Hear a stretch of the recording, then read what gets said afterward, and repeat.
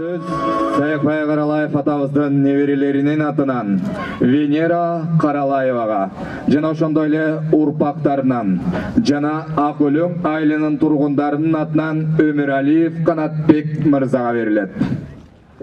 Саламатсыздарбы? Бүгүнкү тойдун катышчылары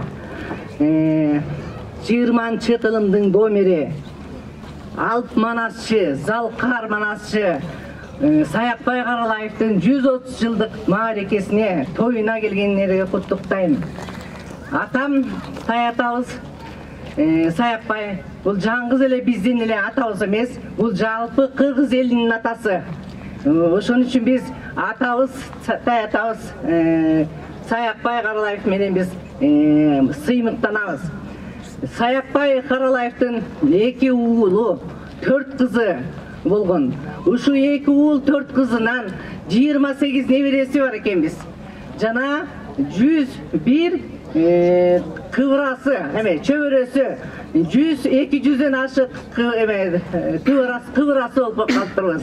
Мына ушул атабыздын маарекесин өткөрүп, атын даңкын өчүрбөй, артында турган ушу эл журтка аябай таазим этебиз. Жалаң небере чөбөрөлөрдүн атынан миң мертебе ыраазыбыз.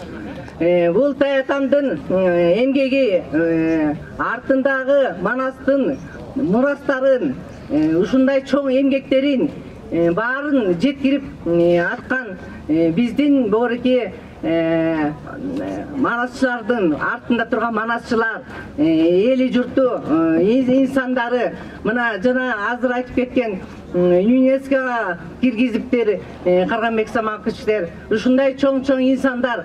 Бул атамдын арты кур эмес деп ойлойм. Ушул атабыздын артындагы мурасы, бул манастын патриоттуулукка, ынтымакка, сабырдуулукка, баардык жактарына сабактарын ушул укум-тукумубузга, кийинки урпактарыбызга жетет деп ойлойм. Ушул сабактары жетет. Көчө, Кудай буйруса, көчө ушу Таятамдын 130 жылдыгына карата жакшы балыкчы шаарында чоң илимий конференция өттү. Ошол конференциядагы резолюцияларга биз да чогулуп кошулабыз, ыраазыбыз. Ушуну мындан ары дагы колдоп, өстүрүп, жанагы туугандардын баары айтты, жана атын, шаардын атын коюлушуна миң мертебе биз колдойбуз. Кыскача эле айтайын, эми бир жолу ушул шаарда балыкчы шаарынын мэрине жана ушу уюштуруу комитеттерине баардыгына миң мерте ыраазыбыз. Ушулорго кандай десек, ийгилик каалайбыз. Кыргызстаныбыз өсүп өнө берсин, эли журтубуз аман болсун, баардыгыңыздарга ден соолук, аманчылык, ушул Заркал Таятабыздын арбагы ыраазы болсун. Алла ыраазы болсун сиздерге. Чоң рахмат. Саламатсыздарбы? Бүгүнкү улуу манасчы атабыздын, чоң атабыздын торкол тоюна катышып аткан кыргыз элим, бул эми атабыздын өзүнүн океандай манасын айткан кишиге анын кандай ыйыктыгын айтып биз бүтө албайбыз бул жерден. Бул ушул ыйык жерден ыйык адам жаралат дегендей, ушул Ак Өлөң деп аталып калган себеби ак топурактуу, өлөң чөптүү деп биздин ошол көлдүн башынан келген ата бабаларыбыз атап кеткен экен.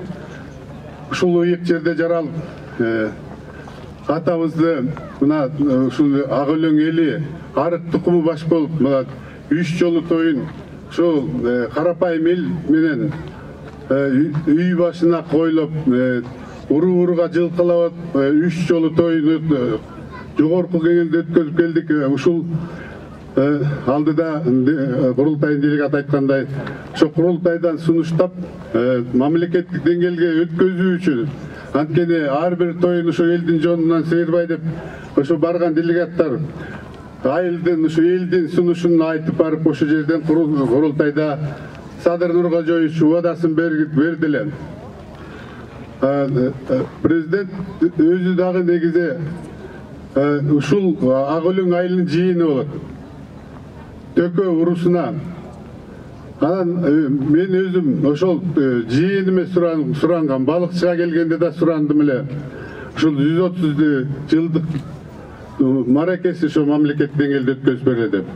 Андан кийин балыкчыга келди Акылбек Сөнбековичке өзүнө жолугуп сиздин атаңыздын тоюңуз өтсө эле болду дегенде мындай тамаша иретинде айтып, анан биздики мына ушул чукул иретте анткени мындай кыска болуп өзүңөр меймандар көрүп атсаңар керек. Баягы даярдыгыбыз аз болуп калды. Бир айдын ичинде ушундай той чечилип калып, ошондо мына Азамат баш болгон аксакалдар төшкөл ушул жерден чогуу жапатырмак колубуздан келген ушу тоюбузду өткөзүп отурабыз. Анан ушул атабыздын тиги мекенин көбөйтпөй эле, бул атабыздын мекени бир эле кыргыздын атасы деп айтсак да жаңылбайбыз.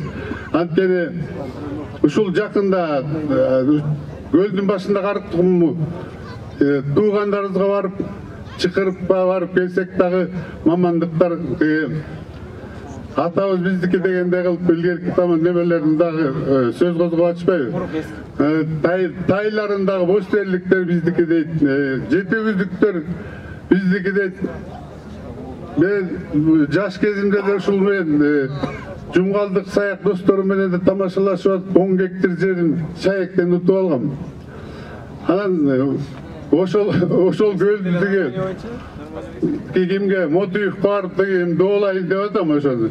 Анткени атабыз саяк деген саяк уруусунан ошол Карал атабыздын конушуна саяк уруусу көчүп баратып, баарыңар билесиңер, ошол жерден журтка конуп калып, ошондо чоң атабыз төрөлгөн экен, ошондо Асан чакырып, анан саяк болсун, саяктай бай болсун деп, саякбай деп коюлуп калган экен. Анан саякбай ошол саяк болуп эле саяктар талашып, тамашалашып, ошентип 10 гектар жерин утурган. Бул чындык да. Анан тамаша иретинде биздин ошол Ак Өлөңдө 2 иним бар. Бирөө балыкчыны түптөгөн Калча урусунан Жаңыбай деген, бирөө тиги Айбек деген инилерим бар, ошол Калмак урусунан. Жалгыз барбай Жумгалга ошол 2 чоромду эшитип алып барып, ошо Мотуевден 10 гектар көлүн доолап келсем деп атам. Ошо урматтуу меймандар, ошол көп сөздү улабайын. Эми атабыздын той кылынсын. Ошо мамлекетке да рахмат, ошол область деңгээлде өтүп атса да, келечекте жанагы бүркүтчүлөрдүн фестиваль өтөт деп атат. Жыл сайын эскерилип турса дагы аздык кылбайт. Анан ушу балыкчы шаарына сөзүмдүн акырында балыкчынын атын ушул биздин чоң атабыз, кыргыздын атасы болгон Саякбай Каралаевдин атын койсо да бул көптүк кылбайт деп мен ушундай элдин талабын айта кетет элем да. Чоң рахмат. Чоң рахмат.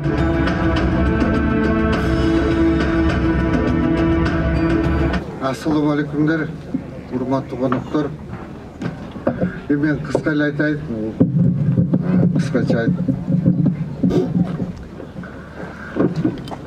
Сиздерди биякта катышкан конокторду, урматтуу коноктор, урматтуу бияка келип чоң атамды сыйлап келген улуу инсандар, Кыргыздын аты баштуулары, мен өзүмдүн атымдан, үй бүлөмдүн атынан, бир туугандарымдын атынан сиздерге чоң ыраазычылыгымды айткым келет.